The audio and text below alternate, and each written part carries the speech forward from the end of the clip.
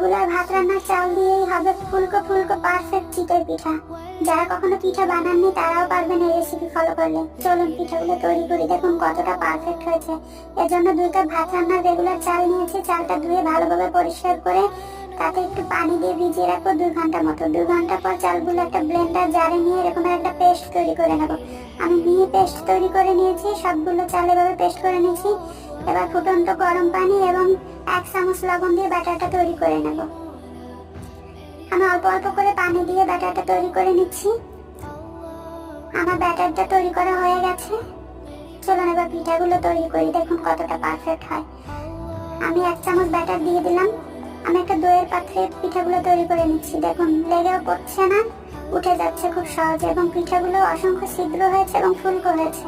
আরো একটা ভেজে দেখাচ্ছি কতটা সুন্দর হয়েছে। দেখুন আমার সবগুলো পিঠা তৈরি করে নিয়েছি, এভাবে আপনারাও তৈরি